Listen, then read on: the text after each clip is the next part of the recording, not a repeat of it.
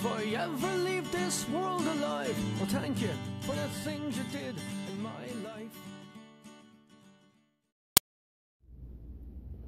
So, day 3, I'm in the hotel room in Flagstaff, and I got to thinking about, why is this so hard for me?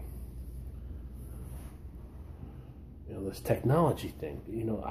This was never a problem when I grew up in the, the early 80s and 90s. This was never an issue.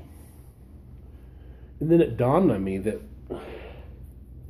and I spoke yesterday a little bit about how my mom was saying that, we're social beings and technology and all these things that we're using to become more social. And I would say in some ways more antisocial, but that's another topic altogether. But these technologies, everybody's using them.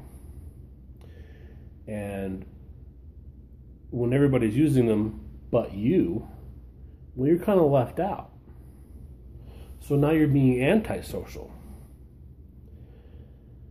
So what do we do with that? If you want to unplug from your life, then you're unplugging with everybody else, those around you. So if we look back in the 1980s, I would argue that people used the phone a hell of a lot more than they do today. You picked up the phone and you called people. Nowadays, you don't get any phone calls.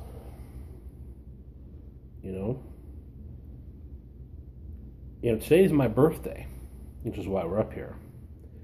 I got one phone call today. One. From my mom. One phone call.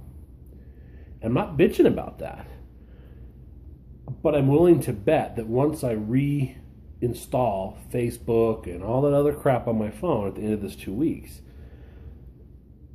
or if I go online right now on a computer, that I will have a whole bunch of birthday greetings and things from people who didn't want to talk to me. So that doesn't say anything bad about them. It doesn't call into question their level of friendship.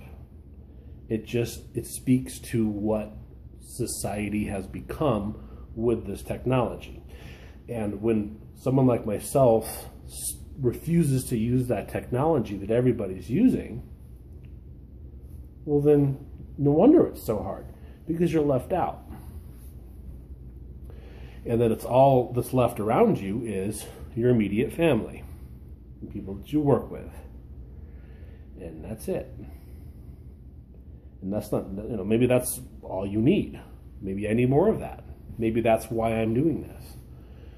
To focus a little bit more on my immediate family and their needs and rather than everybody else, and looking into their lives. So, day 3, those are my initial thoughts for this morning. I hope you guys are still watching through these. I hope you're still replying. I hope you are. I don't even know if you are or not, but I certainly encourage it. Tell me how crazy I am. We'll see you on the next clip.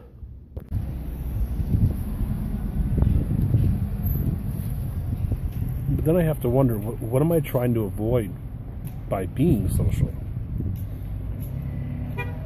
And is social media really being social?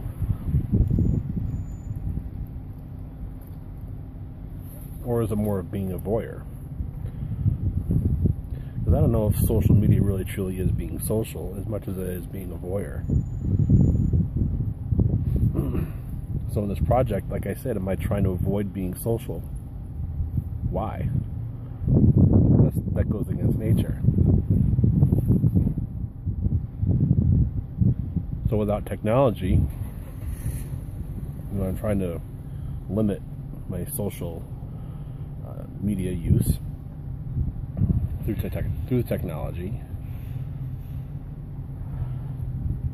And I admit that maybe it's just really more about voyeurism, looking into other people's lives and finding what's going on in their lives. When I eliminate that, then I'm left with books. But really all I'm doing then is looking into other people's lives through their words, their written word.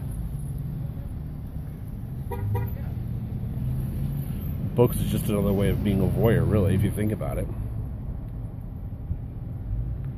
So then all that's left is to try and get quiet. To not be social. To not be a voyeur. But to voyeur into myself. How can I do that? I think it starts with journaling. I've not done a very good job at writing since this started. I'll admit it. I've written a little bit, but I think before this 2 weeks is up, that's the goal, is to figure out if social media is really being social or more like being a voyeur, and to avoid reading books as a way to entertain, because it's really just being a voyeur on another level. And to use this time to figure out what's going on inside of here through writing.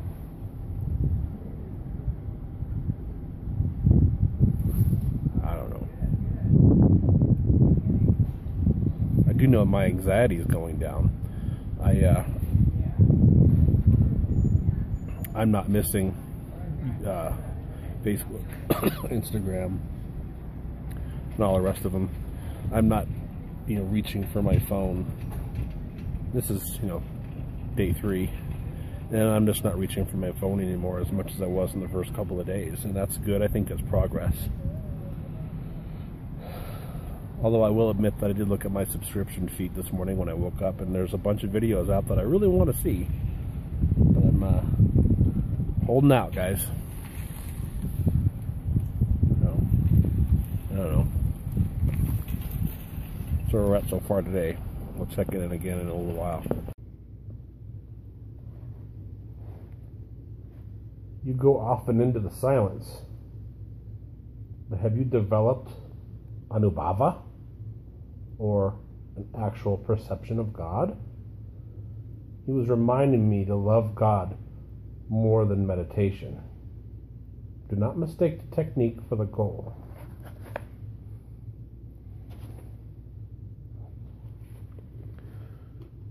You go often into the silence, but have you developed anubhava, perception of God?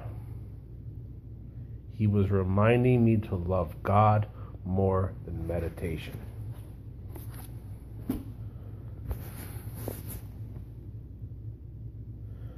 So if the goal of what I'm trying to do with this technology is to become more silent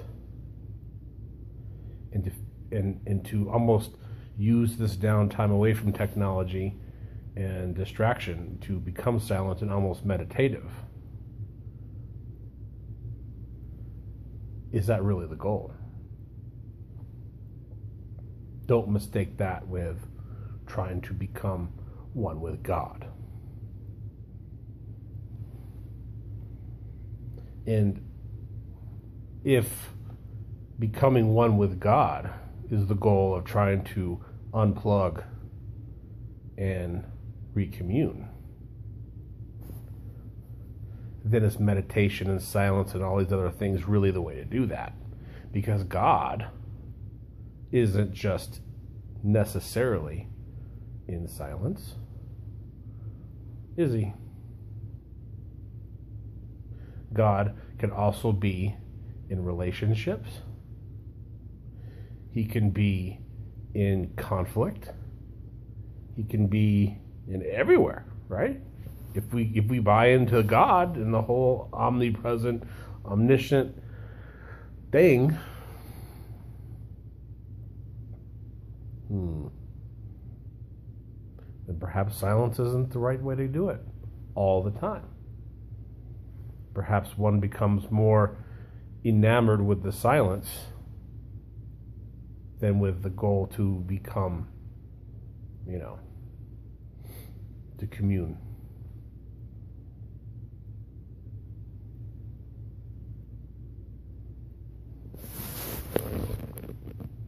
This is what I'm doing in my hotel room, people. Technology free. Look, no television.